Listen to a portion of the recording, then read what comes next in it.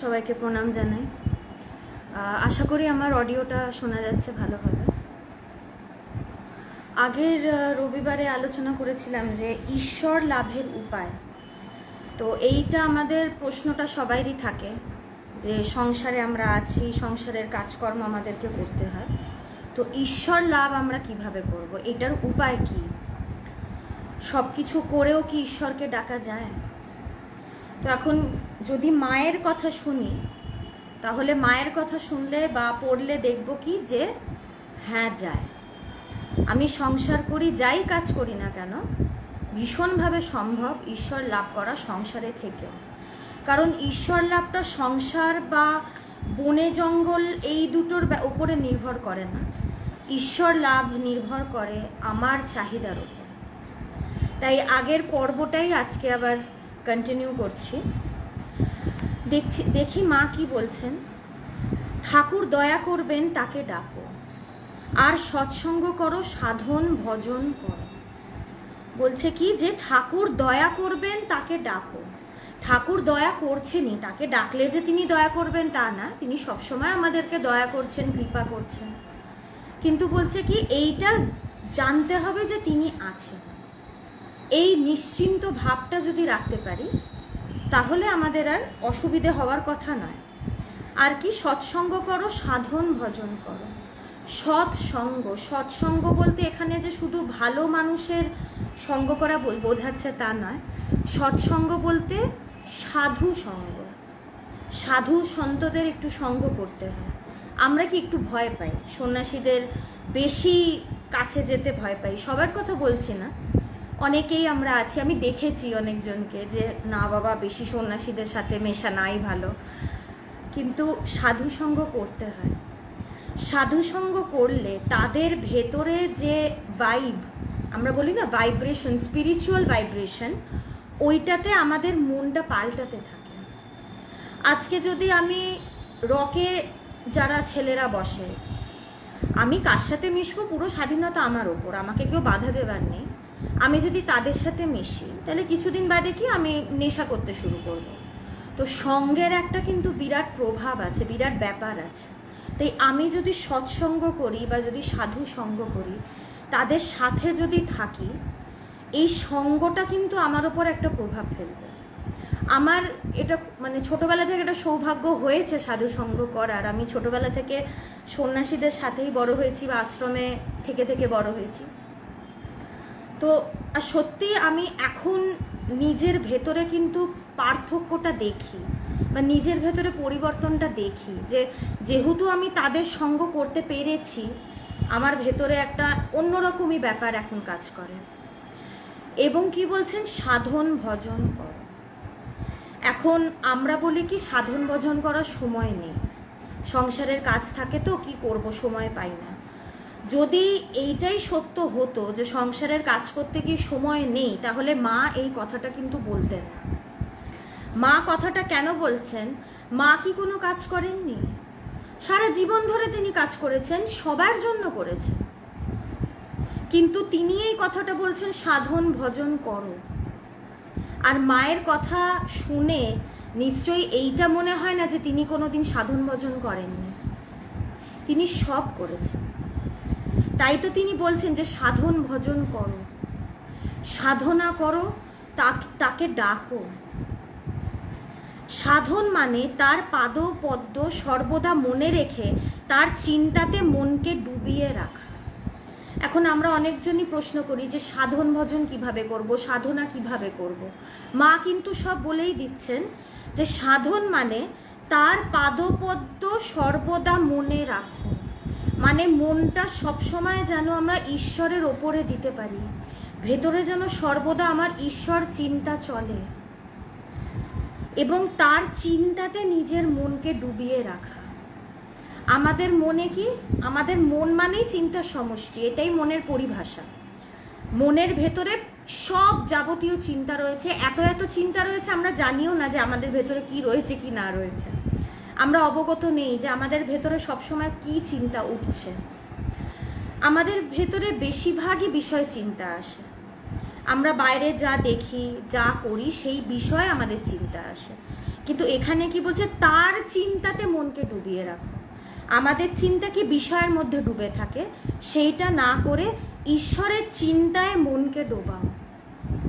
রাজা জনক বলেছিলেন অষ্টবক্র মুনির শিষ্য যে মনকে ব্রহ্ম সমুদ্রে চুবিয়ে চুবিয়ে মেরে ফেলো। তাই আমি যতটা তার পাদপদ্মে আমার মন রাখতে পারবো, ততই একসময় দেখব কি আমার মন কখন যে গলে যাবে আমি তখন বুঝতেই পারবো না। যে যত বেশি সাধন ভজন করবে সে তত শিগগির দর্শন পাবে। তাই যদি আমাদের ভেতরে এই প্রশ্নটা থাকে যে তাকে ডাকি কিন্তু দেখা পাই না, তাহলে বুঝতে হবে কি যে সাধন ভজনটা বেশি করে হচ্ছে না। যদি বেশি করে সাধন ভজন করি, মা কিন্তু বলেই দিচ্ছেন শিগগিরই দর্শন পাবে। মায়ের কথা কিন্তু বিশ্বাস না করে কিন্তু উপায় নেই, মা নিজে বলছেন। এবং কথাটা যদি আমি বলতাম তাহলে নিশ্চয়ই অবিশ্বাস করতেন, আমি কিছু বলতাম না, কিন্তু এটা মায়ের কথা, মায়ের মুখ থেকে কথাটা বেরিয়েছে মানে সেটা 100% সত্য। তাদের কথা তো ব্রহ্মবাক্য, বেদ বাক্য, তাদের কথা কখনো ভুল হয় না এবং বিফলে যায় না। তো কি যত বেশি সাধন ভজন করব, তার ভক্ত যদি হই, আমি যদি বলি হ্যাঁ আমি তাকে ডাকি, বছরের পর বছর আমি ঠাকুরের ভক্ত, কিন্তু যদি দেখি যে তার দেখা মিলছে না, তাহলে বুঝতে হবে কি সাধন ভজনটা আরেকটু বেশি করে করতে হবে। এবং যে যত বেশি করতে পারবে তার তত তাড়াতাড়ি সে দর্শন পাবে। এবং সাধনা, এর আগে কি বললাম যে মায়ের যে কথাটা ছিল যে তার পাদপদ্মে মনটাকে রাখা, এটাই কিন্তু সাধনা। আমাদের যেই মনটা বাইরের দিকে ছিটকে যায়, সবসময় জগতের দিকে ছিটকে ছিটকে যায়, বাইরের দিকে ধাবিত হয়, সেই মনটাকে বিষয়ের থেকে তুলে এনে তার চরণে রাখা, এটাই সাধনা। আমাকে দেখতে হবে আমি ঈশ্বর চিন্তা করছি কি করছি না।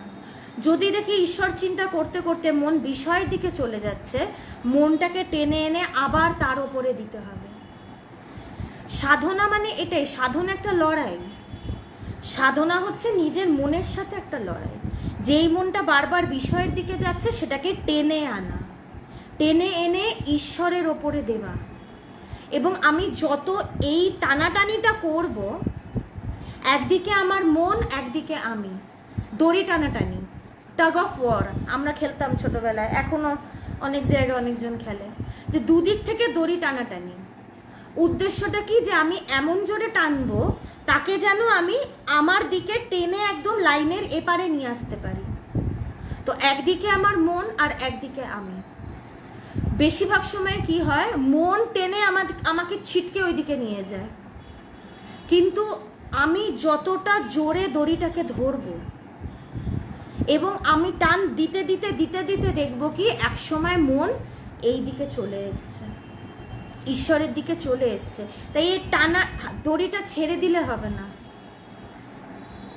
ছেড়ে দিলে কিন্তু ফল মিলবে না, দর্শন মিলবে না। এই টানাটানিটা করতে থাকতে হবে এবং করতে করতে একসময় কি দেখবো যে না, আমি তার দর্শন পাচ্ছি। মন আমার সবসময় তার ওপরেই রয়েছে। সাধন করতে করতে দেখবে আমার মাঝে যিনি, তোমার মাঝেও তিনি, দুলে বাগদি ডোমের মাঝেও তিনি। একটু আগে বলছিলাম যে মা কিন্তু সব কাজ করেছে, তিনি তার যা দায়িত্ব, যা তার করার, তিনি কোনো জায়গায় আমরা যারা তার কথা পড়েছি, কোনো জায়গায় কি পড়ে বলতে পারবো যে তিনি কোনো জায়গায় ফাঁকি দিয়েছেন, বা তিনি অবহেলা করেছেন, বা তিনি ঠিক করে কোনো কর্ম করেননি? সব কাজ তিনি করেছেন, কিন্তু তারপরে তিনি এই কথাটা বলছেন কি সাধন করতে করতে দেখবে আমার মাঝে যিনি, তোমার মাঝেও তিনি, দুলে বাগদি ডোমের মাঝেও তিনি। কথাটা শুনতে খুব সাধারণ লাগছে, কিন্তু এটা চরম অদ্বৈতবাদের কথা। এটা চরম, সেই চরম জায়গার কথা কিন্তু তিনি বলছেন। এই জন্যই তো তিনি মা। আজকে মায়ের অতটা শোনা যায় না, কিন্তু তাই বলে তো তার দাম কমে না। এই জন্যই তিনি মা। শেষের সময় মায়ের কাছে অনেকজনই গিয়ে কথা শুনেছেন, কিন্তু শুরু থেকে তো সবাই ঠাকুরের কাছেই যেতেন। মা খুব একটা শুরুতে বেশি কথা বলতেন না,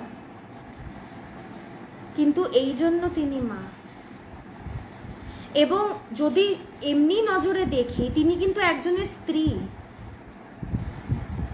কিন্তু তিনি এই চরম সত্যের কথা, এই অদ্বৈতবাদের কথা বললেন যে সাধন করতে করতে একসময় আমরা এই চরম জায়গায় পৌঁছাবো যেখানে আমরা সব কিছু এক দেখব। উদ্দেশ্য কিন্তু এটাই, একাকার। সেই একের জায়গায় পৌঁছাতে হবে। বেদান্ত কিন্তু এটাই বলে। আমরা ঠাকুরকে বেশিরভাগ বলি কি তিনি ভক্তির পথে চলেছেন, একদমই না। তিনি সব পথে চলেছেন, সব পথের তুঙ্গে পৌঁছেছেন এবং কি সব পথের শেষ দেখেছেন। এবং ঠাকুর যতই মা মা করুক, তিনি কিন্তু চরম অদ্বৈতবাদী, অজাতবাদী। তিনি সেই শিখরে প্রতিষ্ঠিত। এবং ঠাকুর যা যা বলেছেন সেগুলো একটাও কথা বেদান্তের বাইরে নয়।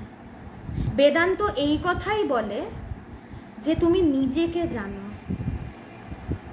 আমরা নিজের আসল স্বরূপকে চিনি না বলেই এত ভেদ দর্শন করি। আমি আলাদা, সে আলাদা, আমি উঁচু, সে নিচু, আমি ব্রাহ্মণ, সে কায়স্থ, ও শূদ্র, ও নিচু জাত, ও উঁচু জাত। এইগুলো যে এসছে বা এইগুলো যে আমাদের ভেতরে রয়েছে, হিংসা, ঈর্ষা, দেশ, লোভ, মোহ, এগুলো কেন আছে? কারণ আমাদের কাছে বহু আছে। বহু থেকে সেই একে আসতে হবে। আমরা সবাই সেই স্বরূপত ব্রহ্ম। একবার যখন সাধনা করতে করতে আমার এই অনুভবটা হবে, তখন কি দেখব যে আমিও যা, তুমিও তা, একজন ডোমও তাই, সবাই সেই স্বরূপত আত্মাই। তখন আমি ভেদ দর্শন করতেই পারবো না, আমি সব জায়গায় একাকারই দেখব। রূপং রূপং প্রতিরূপা বভূব। জীব আত্মা ব্যতীত দ্বিতীয় কিছু নয়। সর্বং খল্লিদং ব্রহ্মা। সবাই সেই ব্রহ্মই। এইটাই কিন্তু সাধনার উদ্দেশ্য। সাধনা যে করব, এই যে মা বললেন যে তার মনটাকে তার চরণে দিয়ে রাখো,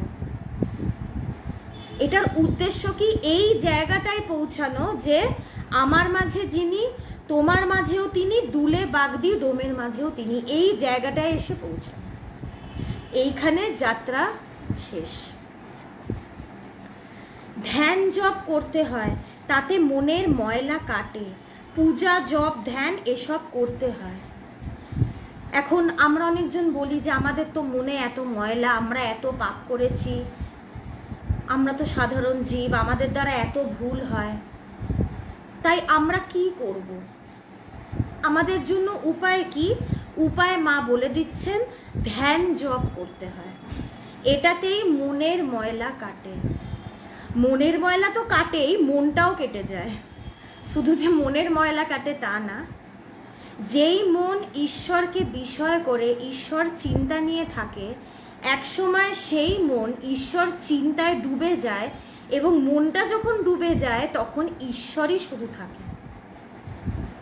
তাই মনের ময়লা শুধু কাটে না, মনটাই ছেটে বাদ হয়ে যায়। ধ্যান, পুজো, ধ্যান, জপ এইসব করতে হয়। পুজো তো আমরা সবাই করি, প্রত্যেক দিন সন্ধে দিই, সকালে উঠে পুজো করি, কিন্তু আমাদের পুজোটা কিরম হয়? যতটা না মন পুজোর মধ্যে থাকে, ততটা মন থাকে বাইরের দিকে। একে উঠবে, চা করে দিতে হবে, এই কাজ বাকি আছে, ওই কাজ বাকি আছে, এইটা করতে হবে। পুজোর ঘরে আমাদের শরীরটা থাকে, কিন্তু মনটা থাকে আমাদের বাইরে। বা কি হয়, পুজো করতে ঢুকলাম, পুজো করছি, পুজোটা করব কেন? প্রথমত এইটা জানতে হবে পুজোটা কেন করা হয়। পুজোটা কিন্তু একটা প্রাইমারি লেভেল, এটা প্রাইমারি স্টেপ, প্রথম ধাপ। পুজো করার উদ্দেশ্য হলো আমার যেই মনটা সবসময় বিষয় চিন্তা করছে, সেই বিষয় চিন্তা থেকে একটা ব্রেক নিয়ে চিন্তাটাকে ঈশ্বরের ওপরে দেওয়া। এটাই হচ্ছে পুজো। কিন্তু আমরা কিভাবে পুজো করি? ওই ধূপ ধুনো ঘুরাতে ঘুরাতেও, ঘন্টা নাড়াতে নাড়াতেও ঈশ্বরের চিন্তা করার কথা সেটা না করে বিষয় চিন্তাই করি, বা ঈশ্বরের থেকে বিষয়ে চাই, আমার কামনা বাসনা যেন পুরো হয়, এই প্রার্থনাটা করি।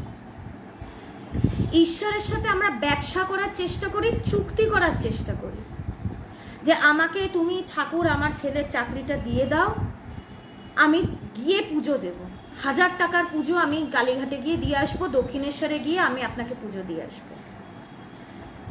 ঈশ্বর যেন আমার পুজোর লোভে বসে আছেন।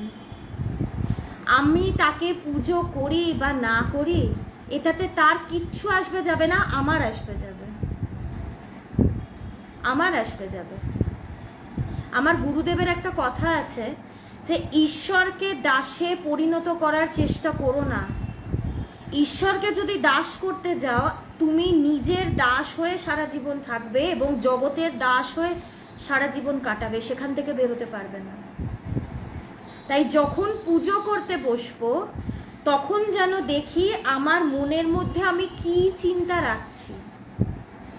প্রার্থনা যদি করতেই হয়, এই প্রার্থনা যেন করি যে ঠাকুর আমি যেন তোমাকে বোধ করতে পারি, আমি যেন তোমাকে লাভ করতে পারি, আমি যেন তোমার দর্শন পেতে পারি।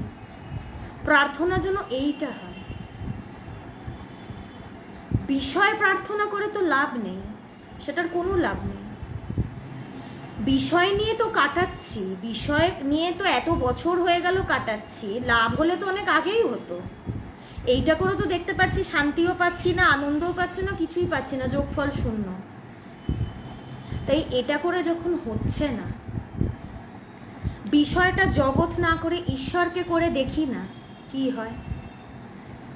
এটাতে আমার লস তো কিছু নেই, দেখি না কি হয়। মহাপুরুষরা যে যুগ যুগ ধরে আসছেন এবং বলছেন, একটু তাদের কথা শুনে দেখি না কি লাভ হয় আমাদের। ঠাকুর বললেন জীবনের উদ্দেশ্য ঈশ্বর লাভ।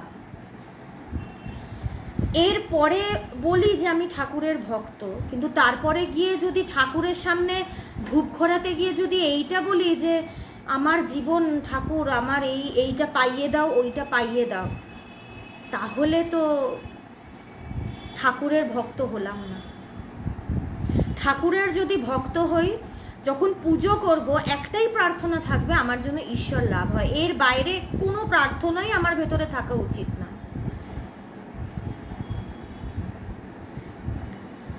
তো এইভাবে পুজো, যেই মনটা আমার বিভিন্ন জায়গায় ছিটকে রয়েছে, মানে ছড়ানো রয়েছে, সেটাকে একটা জায়গায় আনা। আমি যাকে ইষ্ট বলে মনে করি, আমি যাকে ভক্তি করি, তার ওপরে মনটা আনা। আমি যতক্ষণই পুজো করি না কেন, 1 ঘন্টা হোক বা আধ ঘন্টা হোক বা 10 মিনিট হোক, এটা একটা অভ্যাস। পুজোটা হচ্ছে মনকে তার ওপরে রাখার প্রথম ধাপ, এইখান থেকে শুরু হয়। তারপরে কি জপ, পুজোর পরের ধাপ হচ্ছে জপ। আমরা অনেকজনই দীক্ষিত, বিভিন্ন গুরুর কাছে দীক্ষিত, এবং অনেক বড় বড়, মানে আমরা বলি আমি অমুক গুরুর কাছে দীক্ষিত, আমি ওর অমুক স্বামীজির কাছে দীক্ষিত।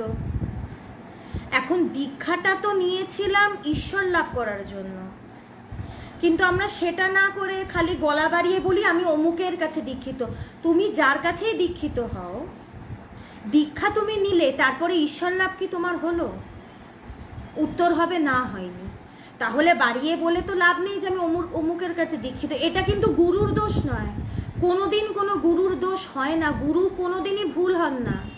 সমস্যাটা শিষ্যের হয়, কারণ শিষ্য গুরুর কথা মেনে চলে না। তাই যদি দীক্ষা নিয়ে থাকি, প্রশ্ন এবার নিজের কাছে প্রশ্নটা করতে হবে যে যত বছরই হোক না কেন, আমার গুরুদেব তিনি স্বামী পবিত্রানন্দজির কাছে দীক্ষা নিয়েছিলেন, এবং তিনি তার গুরুর সঙ্গ একদমই করতে পারেননি, কারণ তিনি গৃহস্থ ছিলেন, তিনি আসামে চাকরি করতেন এবং পবিত্রানন্দজি থাকতেন হচ্ছে পুরুলিয়া জনাইতে।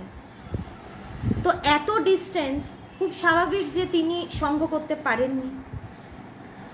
কিন্তু যখন তার 6 বছর হয়ে গেল তিনি দীক্ষা নিয়েছেন, তার মনে হলো যে আমার এত বছর হয়ে গেল, আমার জ্ঞান লাভ হলো না কেন।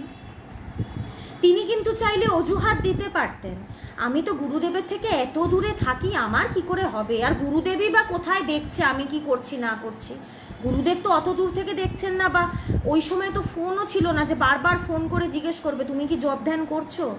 সেই সময় চিঠি লিখে লিখে কথা হতো। তিনি কিন্তু এই অজুহাত দেননি যে আমার গুরুদেব আমাকে দেখছে না, ধুর আর ঈশ্বর লাভ কি, এমন কি আছে, একটু জপ করে নিলাম 108 বার, গুরুকে আমি উদ্ধার করে দিলাম, আমি উদ্ধার হয়ে গেলাম।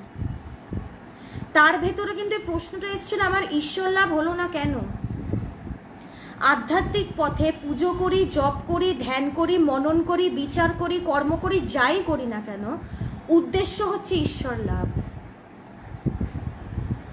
এমনি করার জন্য করলাম, বা দীক্ষা নিয়ে নিয়েছি গুরুর থেকে, এখন কি করা যাবে, জপ না করলে যদি পাপ লাগে তাই একটু করে নিলাম, এইটা নয় কিন্তু। এবং এই যে গুরুর থেকে মন্ত্র পেলাম, দীক্ষা ব্যাপারটা কিন্তু ভীষণ গভীর। লোকেরা কাতারে কাতারে দীক্ষা নেয় ঠিকই, কিন্তু মানেটা তারা জানে না যে দীক্ষাটা কেন নিচ্ছি, কিসের জন্য নিচ্ছি। দীক্ষা মানে একটা সংযোগ হওয়া গুরুর সাথে, এই তত্ত্বের সাথে, এই সত্যের সাথে একটা সংযোগ হওয়া, সেই মন্ত্রের মাধ্যমে। আমরা অনেকজন জানি মন্ত্র মানে মন তোর, মানে যেই মন্ত্রটা জপ করলে মন আমার হাতের মুঠোয় আসবে, মন আমার হবে। এর আগে কি আমি মনের থাকি, কারণ মন আমাকে চালায়, আমি মনের দাসত্ব করি। মন্ত্র মানে কি, যেইটা জপ করলে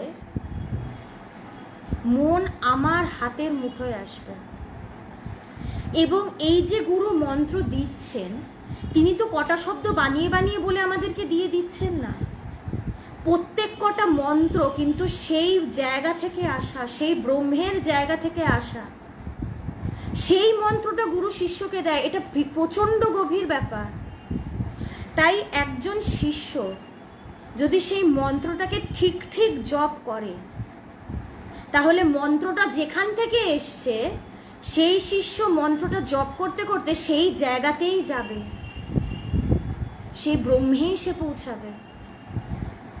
জপ করা মানে একটু মানে ঘড়ির দিকে তাকিয়ে তাড়াহুড়ো করে মালা ঘুরিয়ে নিলাম বা কর ঘুরিয়ে নিলাম, এইভাবে এর চেয়ে ভালো জপ না করা, কারণ এটাতে গুরুর অসম্মান হয়। দীক্ষা মানে শিষ্যের সব দায়িত্ব কিন্তু গুরু নেন, এবং কি তখন গুরু শিষ্যের সাথে নিজেকে বদ্ধ করেন সেই গুরু শিষ্যের সম্পর্কে। গুরু তো চিরমুক্ত, তিনি ব্রহ্মজ্ঞ পুরুষ, তিনি চির স্বাধীন, কিন্তু শিষ্যের জন্য, শিষ্যের প্রতি ভালোবাসার জন্য তিনি নিজেকে সেই সম্বন্ধে, সেই সম্পর্কে তিনি বদ্ধ করেন। তাই যতক্ষণ না শিষ্য মুক্ত হচ্ছে, গুরুও মুক্ত হন না। এই জন্যই তো গুরুকে সর্বোচ্চ আসনে বসানো হয়েছে।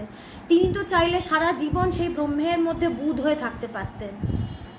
তার কি দরকার শিষ্যের জন্য এত কষ্ট করা, তার সব দায়িত্ব নেওয়া, তাকে এই তত্ত্বের কথা শোনানো, তার উপলব্ধির চেষ্টা করা, কি দরকার তার? তাই শিষ্যকে একটু সজাগ হতে হয়। দীক্ষা কিন্তু মুখের কথা নয়। হাজার হাজার মানুষ দীক্ষা নেয়, কিন্তু তাদের মধ্যে কজনের শোনা যায় যে তারা ব্রহ্মজ্ঞান লাভ করেছে বা তারা সত্যকে জেনেছে? খালি মন্ত্র নিয়ে স্যাটিসফাইড। 20 বছর ধরে আমি 108 বার জপ করি, নিয়মিত রোজ করি, খুব ভালো। আপনার নিষ্ঠাকে সত্যিই দেখতে হবে যে আপনি রোজ বসে করছেন, কিন্তু নিষ্ঠাটা কোথা থেকে আসছে? ঈশ্বরকে জানবো এখান থেকে আসছে, নাকি দীক্ষা নিয়েছি জপ করতে হয় এখান থেকে আসছে? আমার যদি নিষ্ঠা ঠিক ঠিক থাকে, আমার উপলব্ধি হবেই হবে, কেউ আটকাতে পারবে না। তাই যখন জপ করব, জানতে হবে যেই নামটা আমি জপ করছি আমার উদ্দেশ্য হচ্ছে এই সেই নামীকে উপলব্ধি করা। যদি আমি কৃষ্ণের মন্ত্রে দীক্ষিত হই আমার উদ্দেশ্য হবে কৃষ্ণকে অনুভব করা, এই জন্যই আমি তার নাম জপ করছি। যদি আমার মায়ের নামে আমি মায়ের মন্ত্রে আমি দীক্ষিত হই, এখন মানে মন্ত্র তো বিভিন্ন হয়, যদি মায়ের মন্ত্র আমি দীক্ষিত হই আমার উদ্দেশ্য থাকবে জপের মাধ্যমে আমি যেন মাকে অনুভব করতে পারি। নাম জপ মানে কি নাম করা, নাম করতে হয় নামীকে পাওয়ার জন্য। মেশিনবৎ জপ করে তো উপায় নেই, আন্তরিকভাবে জপ করতে হয় যে আমি যে তোমার নাম নিচ্ছি, এটা তোমাকে আমি ডাকছি, তুমি আমার কাছে আসো। এবং যখন গভীর জপ হবে তখন দেখবো কি এক সময় যে আমি মালা নিয়ে বা কর গুনে জপ করছিলাম তখন আমার মালাও ঘোরাতে হবে না আর কর গুনেও জপ করতে হবে না, 24 ঘন্টা আমার ভেতরে সেই মন্ত্র বা সেই নামটা চলবে। এটাই হচ্ছে ধ্যান। জপের গভীর অবস্থাই হচ্ছে ধ্যান, এক চিন্তার নাম ধ্যান। আমি এরকম প্রচুর মানুষকে দেখেছি হাতে মালা, টিভি দেখছে, সে টিভি দেখতে দেখতে তিনি জপ করছেন, তার মানে কি তিনি জপ করছেন? তিনি জপ করছেন না। হাতে মালা ঘোরাচ্ছেন, একজনের সাথে গল্প করছেন, এটাতে গুরুর অসম্মান তো হচ্ছেই, পুরো সবকিছুরই অসম্মান হচ্ছে একসাথে। যে ঠিক ঠিক জপ করবে তার সেই মন্ত্র ছাড়া সে অন্য কিছু নিয়ে ভাবতেই পারবে না, তার অন্য কোনো চিন্তা আসবেই না। যদিও বা সেই সময় তার অন্য চিন্তা আসে, সেই মন্ত্রের জোরে সে সেই চিন্তাটাকে সরিয়ে দিতে পারবে। গুরু যে মন্ত্র দেয় সেটা তো শুধু শব্দ না, সেটা একটা শক্তি। সেই শক্তিটা আমাদের মন থেকে বাকি সব চিন্তা সরিয়ে দেয়। এবং যে এইভাবে জপ করে সে আস্তে আস্তে যত গভীরে যায় সে ধ্যানে প্রবেশ করে। এবং এক সময় যখন সে ধ্যানে প্রবেশ করে তখন তার আর আলাদা করে মালা বা করগোনার প্রয়োজন হয় না, তখন 24 ঘন্টা তার ভেতরে সেই চিন্তাটা চলতে থাকে, সেই জপটা হতে থাকে। নিদিধ্যাসন, বেদান্তের কথায় এটাই হচ্ছে নিদিধ্যাসন, তৈল ধারাবৎ চিন্তা। এই চিন্তা ভাঙে না, এই চিন্তায় গ্যাপ পড়ে না, 24 ঘন্টা তার ভেতরে ঈশ্বর চিন্তা হতে থাকে।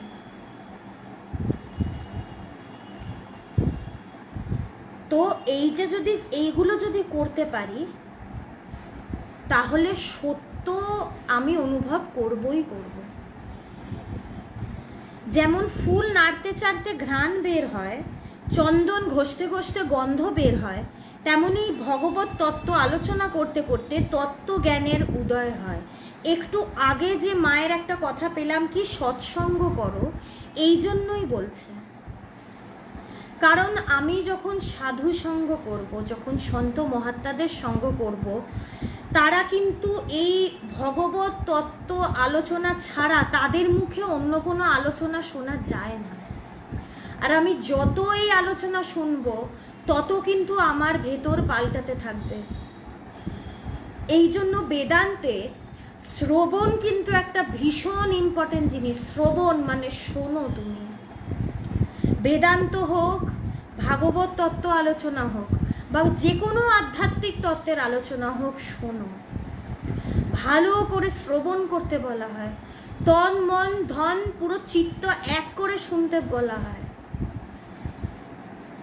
তো সাধু সঙ্গ যদি করি তাদের থেকে তাদের মুখে খালি এই আলোচনাই শুনবো।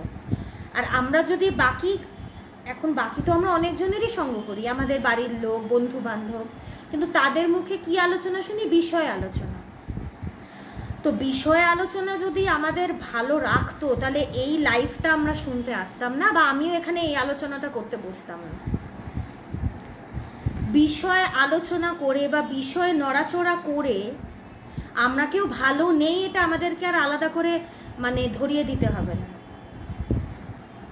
যদি বিষয়ে সব কিছু হতো, ঠাকুর এই কথাটা বলতেন না, ঈশ্বরই বস্তু বাকি সব অবস্তু।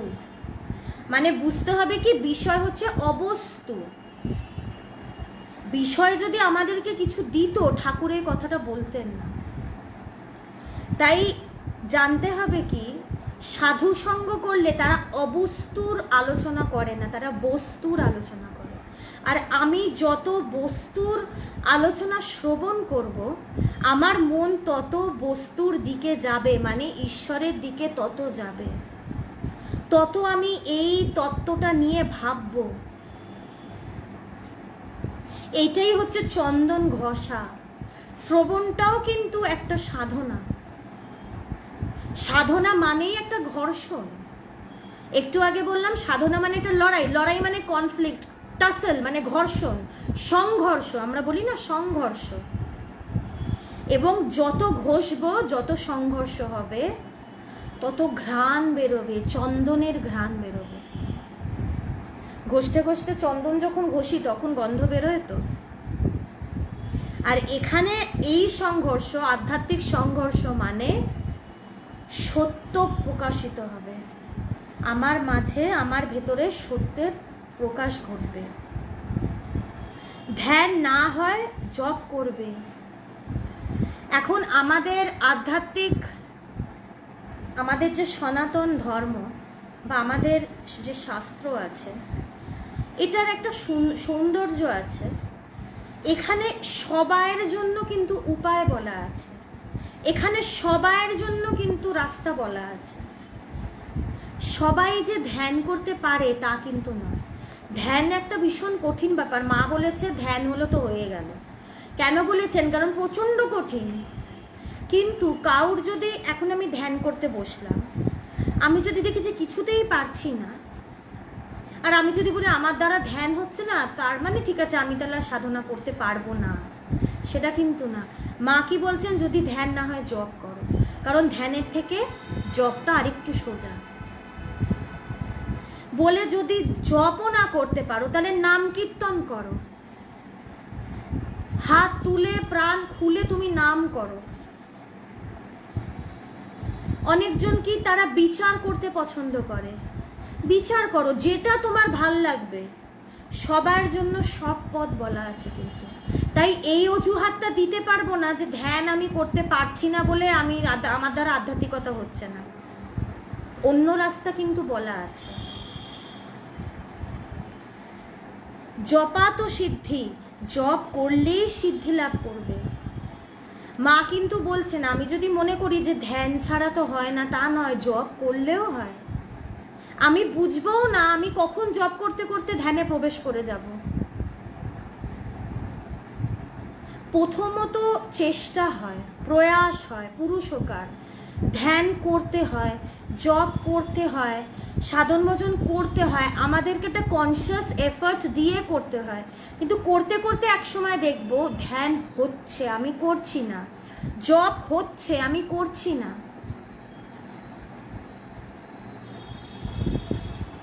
তাই জপ করলেও সিদ্ধি লাভ হয়। আমি যাই করি না কেন, যদি আন্তরিকভাবে করি তাহলে আমি নিশ্চয়ই সিদ্ধি লাভ করব। আমি যেন এইটা না ভাবি যে পুজোটাই সর্বশ্রেষ্ঠ, যেটা আমরা বলে থাকি। হ্যাঁ, বেদান্ত কিছু না ভক্তি সব, বা ভক্তি কিছু না বেদান্ত সব, বা কর্ম কিছু না রাজযোগ সব। যদি এরকমই হতো, স্বামীজি 4টে যোগ নিয়ে কথা বলতেন না, জ্ঞান ভক্তি কর্ম রাজ। তিনি 4টে নিয়ে কথা বলেছেন, কারণ প্রত্যেকটা পথই গুরুত্বপূর্ণ। যার যেটা ভাল লাগে সে সেই পথে চলুক, প্রত্যেকটা পথ ঠিক। এখানে কোনোটা উঁচু নিচু ছোট বড়র ব্যাপার নেই। গন্তব্যস্থলে পৌঁছালেই তো হলো। এখন একটা যে খুব ইম্পর্টেন্ট কথা মা বলছেন, এটা আমরা ভীষণভাবে করে থাকি। মন না বসলেও জপ করতে ছাড়বে না। আমরা কি করি? ছেড়ে দিই। একদিন বসলাম, হলো না, পরের দিন বসলাম না। মন না বসলেও ছাড়বে না। এটা কি এতই সোজা যে একদিন বসবো, একদিন বসেই আমার সব হয়ে যাবে? স্কুলের পড়াশুনো করতেও আমাদের 18, 19, 20, 21 বছর লাগে। ফর্মাল এডুকেশন, চালকলা বাঁধা বিদ্যা অর্জন করতে যদি আমাদের 20, 21 বছর লেগে যায়, একদিনেই ধ্যান হয়ে যাবে বা একদিনেই আমার জব হয়ে যাবে? যেই মনটার এত বছরের অভ্যাস, জন্মান্তরের অভ্যাস বিষয়ের প্রতি ছোটা, তাকে একদিনেই আমি তার অভ্যাস পাল্টে আমি তাকে বসিয়ে ফেলতে পারবো? হয় না। অভ্যাস, এই জন্যই বলছে ছাড়বে না, মা কিন্তু বলে দিচ্ছেন। তাই আমি যদি ছেড়ে দিই তাহলে কিন্তু মায়ের কথা অমান্য করা হলো। বলছে লেগে থাকো, মন না বসলেও জব করতে ছাড়বে না। যদি আমার এইটা মনে হয় যে না ছেড়ে দিই হচ্ছে না, তখন একটু একটু ভাবা উচিত যে কই বিষয়ের ব্যাপারে তো ভাবি না, যে বিষয়ে চিন্তা করা ছেড়ে দিই, বা জগতের চিন্তা করা, সংসারের চিন্তা করা ছেড়ে দিই, এইটা তো কোনোদিন ভাবি না। সংসারে থেকে কিচ্ছু পাই না, বিষয় থেকে কিচ্ছু পাই না, তাও সেগুলো নিয়ে চিন্তা করে যাই। ঈশ্বর চিন্তা একদিন হলো না বলে ছেড়ে দেবো? সেটা নিয়ে কেন এগোবো না? আর উল্টে তো বলছে যে এখান থেকেই তুমি সব পাবে, চারি ফল কুড়ায় পাবি। তাই একটু কষ্ট করে দেখি না। তোমার কাজ তুমি করে যাও, নাম করতে করতে মন আপনি স্থির হবে। আমার কাজ নাম করে যাওয়া। কেন স্থির হলো না, কবে হবে, কিসের জন্য হবে, এত ভাবার প্রয়োজন নেই। এইগুলো ভাবি বলেই আমাদের গন্ডগোল হয়ে যায়। আমার কাজ করে যাওয়া। আজকে যদি একটা স্টুডেন্ট, তার পরীক্ষা আসছে, সে যদি পড়াশুনো না করে এইটা ভেবে যায় কি হবে, পরীক্ষা সব লিখতে পারবো তো, কি প্রশ্ন আসবে, এই করব সেই করব, একটু টুকলি করব, এইসব ভেবে যদি সে সময় নষ্ট করে, এইসব ভেবে যদি সে দুশ্চিন্তা করে, তাহলে তার পড়াটাতেও মন বসবে না, তার পরীক্ষার ফল ন্যাচারালি ভালো হবে না। তাই এইগুলো ভাবার দরকার নেই। মন কেন বসছে না, কবে বসবে, এত মন চঞ্চল, এইগুলো ভাবার দরকার নেই। আমার কাজ করে যাওয়া, আমার কাজ নাম করে যাওয়া। একটা ছাত্রের কাজ পঠন পাঠন করা। সে যদি এটা করতে থাকে, তাকে ফল নিয়ে চিন্তা করতেই হবে না। কৃষ্ণ তো এই জন্যই বলছে তুমি তোমার কাজ করে যাও, ফলের চিন্তা করো না। কিন্তু আমাদের ফল নিয়ে বিরাট চিন্তা থাকে, ঠিক হবে তো, পারবো তো, পাবো তো। এই জন্যই তো বারণ করছে, কি হবে ভেবে লাভ নেই, ভবিষ্যতে কি হবে ভেবে লাভ নেই, তোমার কাজটা বর্তমানে করতে থাকতে হবে।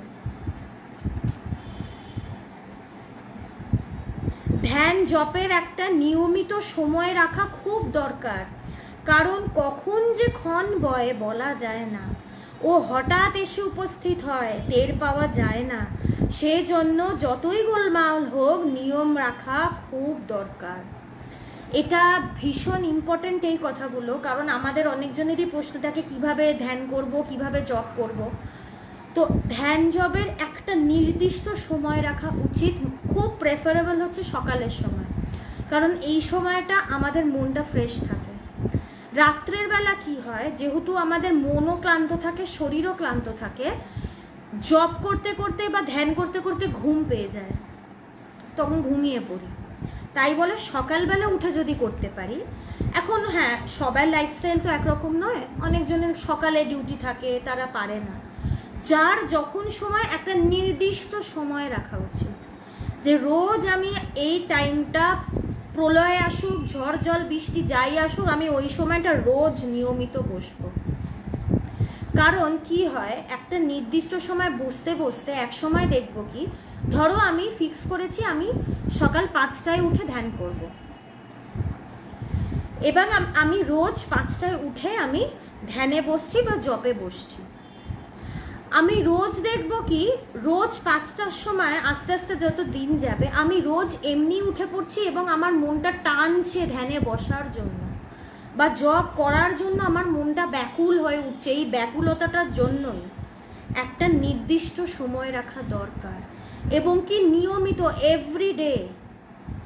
এখানে কোনো ছুটি নেই, মানডে টু ফ্রাইডে করলাম, স্যাটারডে সানডে উইকেন্ড আমি সিনেমা দেখে কাটালাম না, রোজ করতে হবে। 24 ঘন্টার মধ্যে 5 মিনিট দিয়ে শুরু করি, 5 মিনিট থেকে 10 মিনিট, 10 থেকে 20, 20 থেকে আধ ঘন্টা, 1 ঘন্টা, 2 ঘন্টা, আস্তে আস্তে বাড়াই, কিন্তু রোজ যেন বসি। মা কি বলছেন, কারণ কখন যে ক্ষণ বয় বলা যায় না, ও হঠাৎ এসে উপস্থিত হয়। তিনি কবে আমাকে দর্শন দেবেন, তিনি তো বলে কয়ে আসবেন না, তিনি হঠাৎ করে একদিন সামনে এসে উপস্থিত হবেন। তাই রোজ যেন করি। একদিন ছেড়ে দিলাম মানে তার দেখা পাওয়ার আমার একটা অপরচুনিটি ছিল, একটা চান্স ছিল, সুযোগ ছিল, আমি সেটা হারালাম।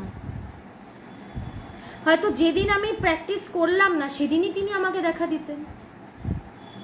আমি তো জানি না তিনি আমার সামনে কবে এসে হাজির হবেন। তাই রোজ করি। একদিন না করা মানে সুযোগ হারানো। সেজন্য যতই গোলমাল হোক নিয়ম রাখা খুব দরকার। মা বলছেন নিয়ম রাখা খুব দরকার। আসলে নিয়মে কি হয়, আমাদের মনটাও ডিসিপ্লিন হয়। নিয়ম কি, নিয়ম হচ্ছে মনের উপরে বেতের চাবুক, মানে চাবুক মারা। নিয়মে কি হয়, মনটা একটা ডিসিপ্লিনে থাকে। এই ডিসিপ্লিনটা খুব দরকার প্রত্যেকটা ফিল্ডেই, জাগতিক ক্ষেত্রে হোক, আধ্যাত্মিক ক্ষেত্রে হোক, ডিসিপ্লিন সব ক্ষেত্রে দরকার। সন্ধিক্ষণেই তাকে ডাকা প্রশস্ত। ব্রাহ্ম মুহূর্ত আমরা বলি, যে রাত যাচ্ছে সকাল আসছে, এই যে টুয়াইলাইট জোন, এই সন্ধিক্ষণে সাধনা করা খুবই ভালো। রাত যাচ্ছে দিন আসছে, দিন যাচ্ছে রাত আসছে, এই হলো সন্ধি। এই সময় মন পবিত্র থাকে। তো মা কিন্তু টিপ দিয়ে দিচ্ছেন, টিপস বলে দিচ্ছেন যে কি সন্ধিক্ষণে। বেশিরভাগ আমরা সাধু সমাজে দেখেছি ব্রাহ্ম মুহূর্তে সাধুরা উঠে ধ্যান করছে। সাধু সমাজে এখন হ্যাঁ পঞ্জিকা দেখলে অনেক কিছু সময় বেরোয়, কিন্তু 3টে থেকে 5টা এই সময়টা ধরা হয় ব্রাহ্ম মুহূর্ত হিসাবে। এই সময়টা উঠেই কিন্তু সাধুরা ধ্যান ধারণা করে। তাই সন্ধিক্ষণে যদি বসতে পারি তাহলে ভীষণই ভালো হয়। এখন যদি বলি যে না আমার ঘুম খুব প্রিয়, এখন স্বামীজিকে দেখেছি তিনি রাত জেগে জেগে সাধনা করছেন। এখন যার কাছে ঈশ্বর প্রিয় হবে সে সব কিছু একটু স্যাক্রিফাইস করতে এক কথায় রাজি হবে। ঈশ্বরকে সব কিছু যে প্রিয় করবে, অন্য কোনো জিনিসই তার কাছে বাধা হবে না। সে 3টের সময় হোক 2টোর সময় হোক সে ঠিক উঠে পড়বে এবং উঠে বসে সে সাধনা করবে। আমার গুরু যিনি, তিনি চাকরি করতেন রেলে, আসামে থাকতেন, এখন কলকাতায় আছেন অবশ্যই। তিনি নাইট ডিউটি করতেন, সংসারের সব কাজ করতেন, সব করতেন, মানে খুব খাটনি ছিল না। তারপরে তিনি রাত 2টোর সময় উঠে বসে ধ্যান করতেন। তিনি তো বলতেই পারতেন, তিনি তো এই অজুহাতটা গুরুদেবকে দিতেই পারতেন যে গুরুদেব আমার সময় কোথায় এত কিছু ধ্যান জপ করার। তিনি একসময় বলেও ছিলেন তার গুরুদেবকে যে আমার 108 বার জপ করার সময় নেই। কিন্তু পরে তার ঈশ্বরের প্রতি এমন তীব্র টান বাড়ে যে তিনি তার ক্লান্তি টান্তি ভুলে তিনি 2টোর সময় উঠে বসে তিনি ধ্যান করতেন। তিনি তো বলতেই পারতেন আমি এত খাটি, একটু ঘুমাই, কি আর এলো গেল। যেহেতু তিনি সত্যকে চান, তিনি সত্যকে চেয়েছিলেন, ভালোবেসেছিলেন, এই জন্য তিনি সব কিছু করতে রাজি ছিলেন এই সত্যকে পাওয়ার জন্য। তাই অজুহাতটা যত কমিয়ে আনতে পারবো, অজুহাত দিচ্ছি মানে বুঝতে হবে যে মনে দুর্বলতা পুষে রেখেছি। আধ্যাত্মিকতা সবলদের জন্য, আধ্যাত্মিকতা মন সবল করে। আমি যদি বলি আমি ঠাকুরের ভক্ত, কথামৃত পড়ি, স্বামীজিকে মানি, স্বামীজির বই পড়ি, মায়ের কথা রোজ শুনি পড়ি, তাও যদি দেখে অজুহাত আসছে ভেতরে, তাহলে বুঝতে হবে কোনোটাই ঠিক ঠিক করছি না। আধ্যাত্মিকতা আমাদেরকে সবল করে, মনকে সবল করে, মনের দুর্বলতা কাটায়। এই যে মা বলল যে কি মনের ময়লা দূর করে, মনের ময়লা কাটে, তাই অজুহাত যেন না দিই। মনের যেমন অবস্থা হোক না কেন সকাল সন্ধ্যায় বসতে ছাড়বে না, ছাড়লে মুশকিল। একদিন যদি গ্যাপ দিই সেটা কিন্তু ব্রেক হয়ে যায়, তারপরে কিন্তু শুরু করাটা কঠিন হয়। একদিন যদি গ্যাপ দিই মনে হবে হ্যাঁ আজকে করলাম না কালকে করব, আবার পরের দিন মনে হবে থাক আজকের দিনটাও থাক কালকে করব, এই করতে করতে আর করা হয় না। তারপরে মৃত্যুশয্যায় গিয়ে চলে যাই, তারপরে আর ঈশ্বর লাভ ও মনুষ্য জীবনের উদ্দেশ্যটাও পূর্ণ হয় না, আবার জন্ম নিতে হয়, আবার এই ঘানি টানো তুমি জগৎ সংসারে। তো এরকম আমাদের অনেক সময় হয়, মনে হয় দূর আজকে মনটা ভালো নেই, আজকে করবো না জব ধ্যান, আজকে ভাল লাগছে না, কিরম কিরম লাগছে। আরে জব ধ্যান করলেই তো মন ভালো হয়। মন যদি খারাপ থাকে তাহলে তো আরো বেশি করে জব ধ্যান করা উচিত, যাতে আমার মনটা ভালো হয়। মন একটা প্রবাহ, একটা ফ্লো, মনের কিন্তু ফ্লাকচুয়েশন আছে, আজকে ভালো কালকে খারাপ, পরের দিন ভালো মন্দ মিশ্রিত। এবং এটার কোনো কারণ নেই, হঠাৎ করে একদিন সকালে উঠে দেখবো মনটা ভাল লাগছে না, কেন ভাল লাগছে না, কি কারণ, কোনো কারণ নেই। পরের দিন উঠে দেখবো মনটা বেশ সব কিছু ভাল লাগছে, খুব সুন্দর লাগছে। মনের অবস্থা যাই হোক না কেন আমি যেন রোজ বসি, এইটাই হলো পুরুষকার, এটাই হলো আত্মকৃপা যে আমি রোজ বসছি। এবং যার আত্মকৃপা হয়, যিনি রোজ বসেন তার পাল একদিন এমনি উঠবে এবং কৃপা পাতা সেই তার নৌকোকে এগিয়ে নিয়েও চলে যাবে। তাই আত্মকৃপাটা আমাদের জন্য থাকে। যার আত্মকৃপা আছে তার ঈশ্বর কৃপা, শাস্ত্র কৃপা, গুরু কৃপা সব হয়। মন ভালো অবস্থায় থাকলেও সকল সময় মন বসতে চায় না। মন যখন ভালো থাকে যে আজকে সব কিছু ভালো লাগছে, তখন আমাদের কি হয়, আমাদের জগতের দিকে মনটারও বেশি যায়, এইটা করি ওইটা করি সেইটা করি। তাই এইটা যদি ভাবি যে যেদিন মন ভালো আছে সেদিন জব ধ্যান করব, এটা কিন্তু কোনো গ্যারেন্টি নেই। তখন হয়তো দেখবো ধ্যান করতে বসলাম, প্রচুর বিষয় চিন্তা চলে এলো। হয়তো আমার এইটা মনে হলো যে আজকের মনটা খুব খারাপ লাগছে, একটু দেখি তো ঠাকুরের কথা চিন্তা করি, করতে গিয়ে দেখলাম মনটা কি ভালো লাগছে, সুন্দর হয়ে গেল। তাই মন কিরম আছে এইটা দেখে যদি জব ধ্যান করি তাহলে কিন্তু হবে না।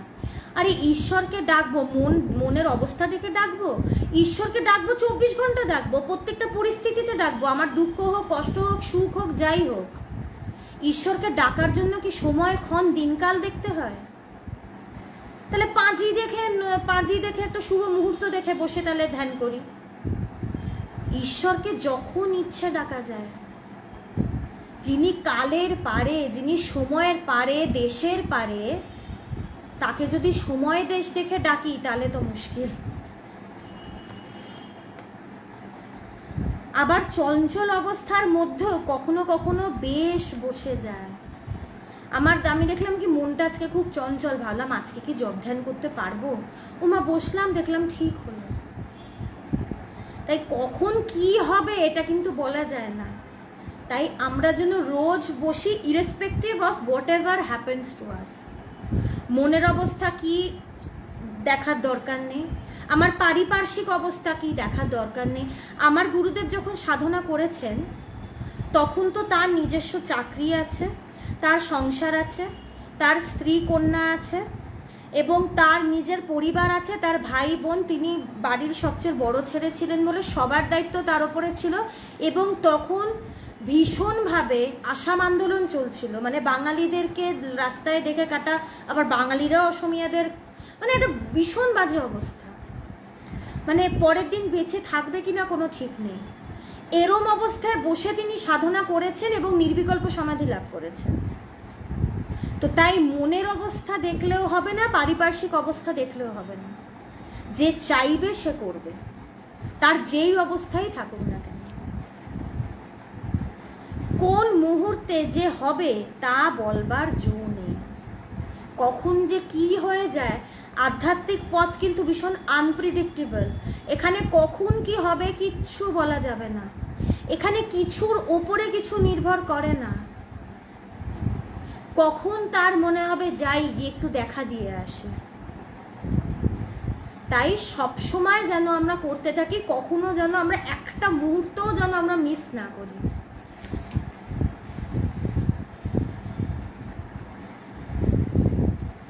সব সময় ঘড়ির কাঁটার মতো ইষ্ট মন্ত্র জপ করবে। একটু আগেই বলছিলাম 24 ঘন্টার বিষয়, ঈশ্বর হচ্ছেন 24 ঘন্টার বিষয়। ঘড়ির কাঁটার মতন। কোন কাঁটার মতন? সেকেন্ডের কাঁটার মতন, ঘন্টার কাঁটার মতন না। ঘন্টার কাঁটা কি 9টায় গিয়ে স্থির হলো, আবার আস্তে আস্তে করে এগোচ্ছে না, সেকেন্ডের কাঁটার মতন জব করতে হবে। সেটা কিন্তু সব সময় চলছে, এরম এরম এরম এরম এরম করে ঘুরছে, কোনো থামা নেই তার। সেই ঘড়ির কাঁটার মতো না থেমে জব করতে লাগে, সব সময় দেখতে হবে। আমার সাধনাটাই এটা যে সব সময় কি আমার ভেতরে ঈশ্বর চিন্তা চলছে, নাকি আমি 5 মিনিট ঈশ্বর চিন্তা করছি আর বাকি সব সময় আমি বিষয় চিন্তা করছি। খুব জব করবে, যদি লাখ জব করতে পারো দেখবে আমি যা বলছি সব মিলে যাবে। মা কিন্তু বলে দিচ্ছেন, সব বলে দিচ্ছেন, কিন্তু এরপরে কোনো প্রশ্ন থাকা উচিতই না। আমাদের কি করে এত প্রশ্ন ভেতর আমি তো নিজেই বুঝতে পারি না। সব তিনি বলে দিয়েছেন। কি বলছেন? খুব জব করবে, যদি লাখ জব করতে পারো। তাই বলে 1 2 3 4 অত মানে নম্বর দেখে তিনি জব করতে বলেননি। মা এটা কথার কথায় বলছে, মানে এত তুমি জব করছো যে লাখে লাখে তুমি করছো, তোমার খেয়াল নেই। 108 বারে শুধু সীমিত রাখতে বলছেন না, যত পারবে। যদি লাখ জব করতে পারো দেখবে আমি যা বলছি সব মিলে যাবে। তিনি কিন্তু বলছেন যে সব মিলে যাবে। তিনি কিন্তু এইটা বলছেন না করে দেখো, হতেও পারে নাও হতে পারে, এটা কিন্তু না, গ্যারেন্টি দিয়ে বলে দিচ্ছেন যে হবেই হবে, মিলবেই মিলবে আমার কথা। মা বলে তো দিলেন, কিন্তু আমরা কি কথাটা মেলানোর জন্য চেষ্টা করেছি? আমরা কি ঘড়ির কাঁটার মতন জব করি? মা কিন্তু বলেছেন যে কথাটা মিলবে। কোনোদিন যে মনে হয়, কোনোদিন কি মনে হয়েছে মা তো বললেন আমি মিলিয়ে দেখি সত্যি তাই কি না? আমার গুরুদেবের ভেতরে একটা প্রশ্ন এসেছিল, তিনি যখন কথামৃত পড়ছিলেন, ঘটনাটা আগেও বলেছি, সেখানে ঠাকুর বলেছেন কেউ যদি 24 ঘন্টা আন্তরিকভাবে ঈশ্বরকে ডাকে, ঈশ্বরের দেখা তার মিলবেই মিলবে, সে ঈশ্বরের দর্শন করবে। আমার গুরুদেবের ভেতরে এটা এসেছিল যে ঠাকুর যখন বলেছেন আমি করে দেখি, তো তিনি তো ভুল বলবেন না। আর তিনি করেছিলেন, 24 ঘন্টা আন্তরিকভাবে ঠাকুরকে ডেকেছিলেন এবং তার ঠাকুরের দর্শন হয়েছিল। কিন্তু আমাদের ভেতরে কি এই প্রশ্নটা আসে যে একটু মিলিয়ে দেখি? মা তো বললেন একটু করে দেখি, আসে না। তাই এই মায়ের কথাটা শুনলাম, এর পরে যেন আমাদের ভেতরে কোনো প্রশ্ন না থাকে। ধ্যান জপ করো, ধ্যান করতে করতে মন এমন স্থির হয়ে যাবে যে ধ্যান আর ছাড়তে ইচ্ছা করবে না। যে কি সুন্দর কথা, ধ্যান জপ করো, ধ্যান করতে করতে মন এমন স্থির হবে। আমাদের মন কি চঞ্চল, মনের ভেতরে হাজারটা চিন্তা, কামনা বাসনা, এবং এই চঞ্চল মনের জন্যই কিন্তু আমরা অশান্ত, অতৃপ্ত। এটা আমরা সবাই জানি। ধ্যানে কি হয়? মন স্থির হয়। এবং এই স্থিরত্ব, এই যে স্থির অবস্থা, যারা ধ্যানের অভ্যাস করে তারা এই কথাগুলোকে খুব ভালো অনুভব করতে পারবেন। এই যে মনের স্থিরত্ব, এটা যে কি স্বাদ রয়েছে, শান্তি, শান্ত অবস্থার যে কিরম স্বাদ, এটা যে সেই স্বাদ পেয়েছে সে জানে। ধ্যান কিন্তু একটা নেশা হয়ে যায়। তখন কি ধ্যান থেকে উঠতে ইচ্ছে করে না, একসময় কি হয় বসতে ইচ্ছে করে না, কিন্তু একবার যদি জোর করে বসি এবং করতে থাকি, তখন একসময় দেখবো কি ধ্যান ছেড়ে উঠতে ইচ্ছে করছে না। এত স্বাদ, স্থিরত্বে এত স্বাদ, শান্তি, প্রকৃত শান্তি।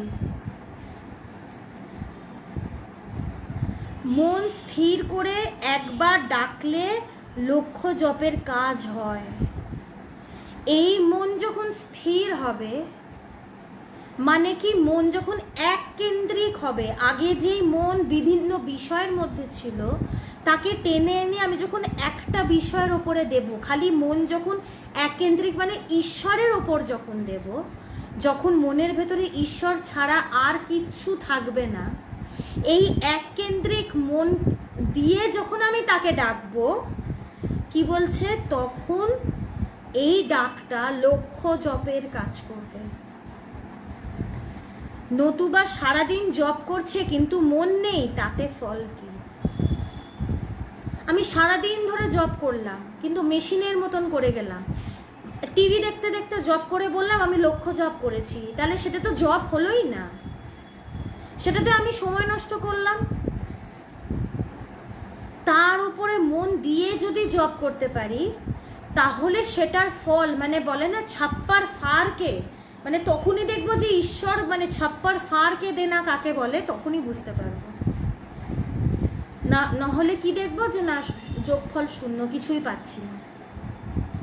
মনটা দিতে হবে, মন দিয়ে করতে হবে। জগতে যাই কাজ করি না কেন সেটা তো মন দিয়েই করি, তাই এইখানেও আমাকে আমার সর্বস্ব দিয়ে আধ্যাত্মিকতা করতে হবে।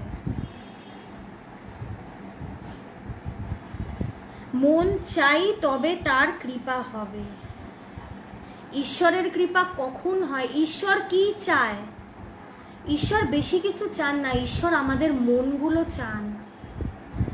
একটা খুব সুন্দর গল্প পড়েছিলাম, উদ্ধব কৃষ্ণের সখা, তিনি ভীষণ বড় জ্ঞানী ছিলেন। তিনি একবার গোপীদের সাথে দেখা করতে গেছেন, কৃষ্ণ তাকে পাঠিয়েছে যে একটু তুমি তাদেরকে দেখে আসো। তো উদ্ধব ভীষণ জ্ঞানী ছিল, মানে কি তার মানে বিচার এগুলো খুব ভাল লাগতো, অত ভক্তি টক্তি তিনি বুঝতেন না। তো তিনি গেছেন এবং জ্ঞানী যেহেতু তার একটু অহং ভাবটাও বেশ ভালোই প্রবল ছিল। তো তিনি গিয়ে দেখেন যে গোপীরা মন মরা হয়ে, কৃষ্ণ নেই, তারা মন মরা হয়ে বসে রয়েছে, মানে কিরকম একটা মুখ শুকিয়ে, মানে তাদের জন্য প্রাণটাই নেই ভেতরে। তো এইটা দেখে উদ্ধব তাদেরকে বলছে যে তোমরা কি গো, ঈশ্বর তো সর্বত্রে, সে বেদান্তের জ্ঞানের কথাগুলো তাদেরকে শোনাচ্ছে, তোমরা এরকম কষ্ট পাচ্ছ, তোমাদের এই কষ্ট তো অজ্ঞানতার জন্য আসছে, তোমাদের এত বিরহের কষ্ট কিসে?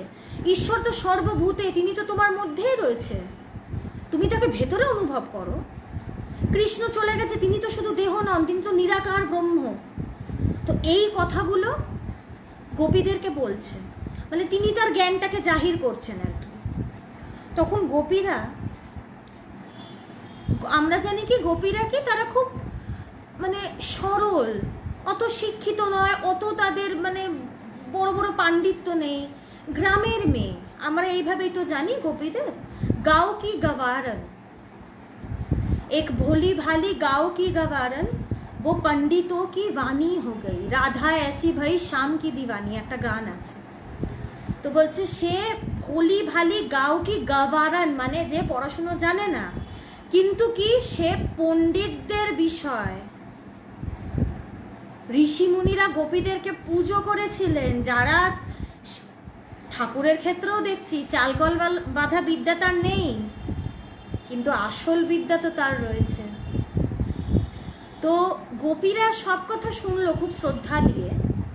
তারা শেষে একটাই কথা বলল যে উদ্ধব, তোমাকে প্রণাম জানাচ্ছি, তোমাকে আমরা একটা কথা বলি, এই যে তুমি এই কথাগুলো বলছো, প্রত্যেকটা কথা বোঝার জন্য যেমনি প্রত্যেকটা কাজ করার জন্য মন লাগে, প্রত্যেকটা কথা বোঝার জন্য তো মন লাগে, মন দিয়ে কথা শুনতে হয়, তারপরেই তো বুঝতে পারবো। কথাটা মনই যদি না থাকে, কথা কানের ভেতরে, কানের অবধি আসবে, ভেতরে ঢুকবে না। তো প্রত্যেকটা কথা বোঝার জন্য তো মন লাগে। উদ্ধব, আমাদের মন আমাদের কাছে নেই, তাই তোমার একটা বলা কথাই আমরা কেউ বুঝতে পারছি না, একটা কথাও আমরা বুঝতে পারছি না, কারণ আমাদের মন তো আমাদের কাছে নেই। কৃষ্ণ যবে বৃন্দাবন থেকে গেছে, তিনি আমাদের মনগুলো নিয়ে চলে গেছেন, তাই তোমার এই বড় বড় কথা বোঝার ক্ষমতা আমাদের আর নেই, কারণ মনই আমাদের নেই। এই গায়ে কাটা দিচ্ছে আমার, এই একটা কথাতে তারা বুঝিয়ে দিল যে তারা কিরকম জ্ঞানী। আর উদ্ধব তাদের পায়ে পড়ে প্রণাম করলেন যে তিনি নিজেকে বিরাট বড় জ্ঞানী ভাবতেন, কিন্তু তিনি যখন ফিরলেন কৃষ্ণ দেখলো যে যেই জ্ঞানী উদ্ধব গেছিল বৃন্দাবন, যেই উদ্ধব ফিরল সে একটা ভক্ত হয়ে ফিরল। এবং উদ্ধব বলল যে আমি নিজেকে জ্ঞানী ভাবতাম, কিন্তু গোপীরা যে কোন জ্ঞানের শিখরে প্রতিষ্ঠিত আমি আজকে বুঝলাম। তাই ঈশ্বর কি চান? ঈশ্বর শুধু আমাদের মন চান। তাই আমি পুরো মনটা যদি তাকে তুলে দিতে পারি, তিনিও আমাকে তার সব কিছু তুলে তিনি আমাকে দেবেন। তাই আমাদের সর্বস্ব তাকে সমর্পণ করতে হবে।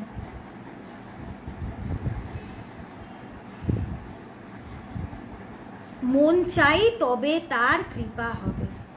এই জন্যই মা বলছেন যে তিনি আমাদের মন চান। মন যদি কাজে না থাকে তাহলে কৃপা অনুভবই করব না।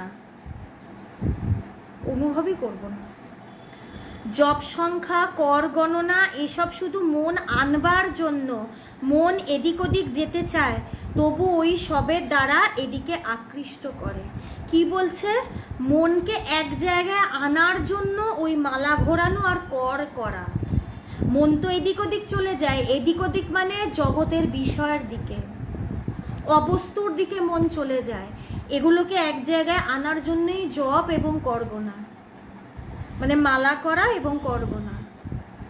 কিন্তু একবার যদি মন এই দিকে পুরোপুরি চলে আসে, তখন আর মালা ঘোরানো আর করের ওপরে আমার জপ নির্ভর করে না, তখনই তো অজপা জপ হয়। এটাই অজপা জপ, মানে আমার হাত বন্ধ হয়ে যাবে, হাত চলা বন্ধ হয়ে যাবে, আমার ভেতরে সেটা 24 ঘন্টা চলবে। যখন জপ করতে করতে ভগবানের রূপ দর্শন হয়, ধ্যান হয়, তখন জপও থাকে না।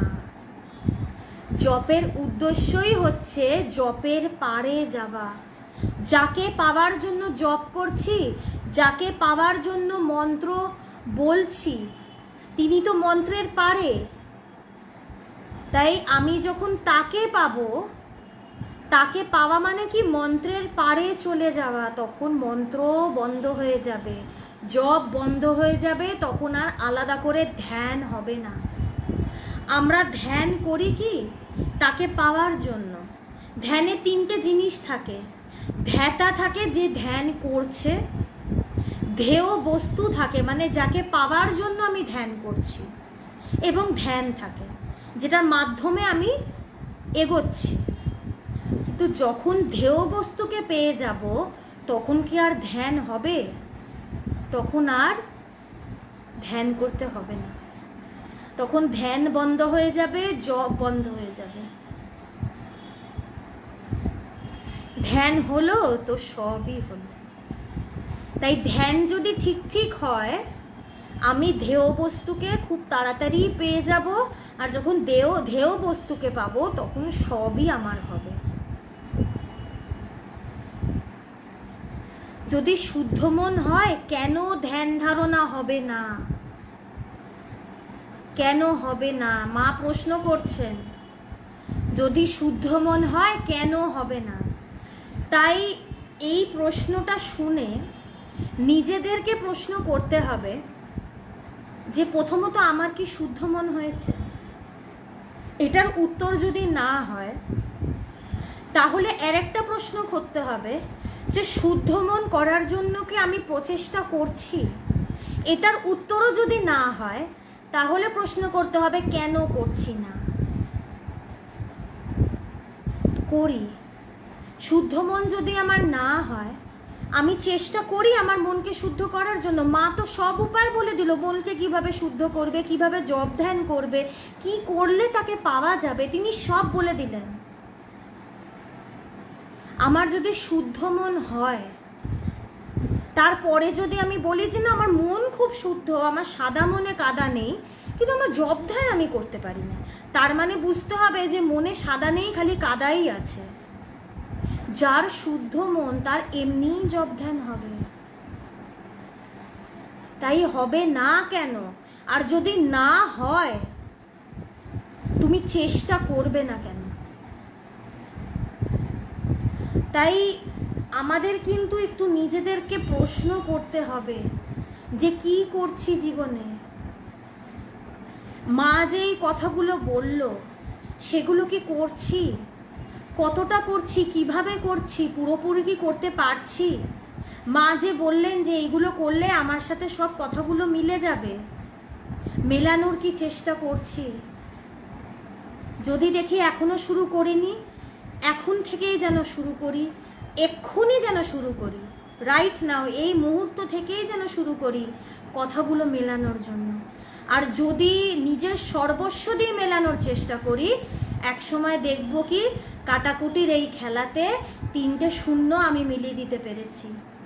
তখনই তো সেই বোধে প্রতিষ্ঠিত হব। স্বামীজি যে লিখে গেছেন, শূন্যে শূন্য মিলাইল, অবাং মানসা গোচরম, বোঝে প্রাণ বুঝে যায়। এই উদ্দেশ্য, এইখানেই আমাদের পৌঁছতে হবে।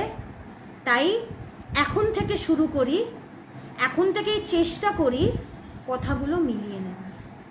এইখানেই আজকের আলোচনা শেষ করছি, আবার পরের রবিবারে আলোচনায় বসবো। সবাই খুব ভালো থাকবেন, সবাইকে প্রণাম।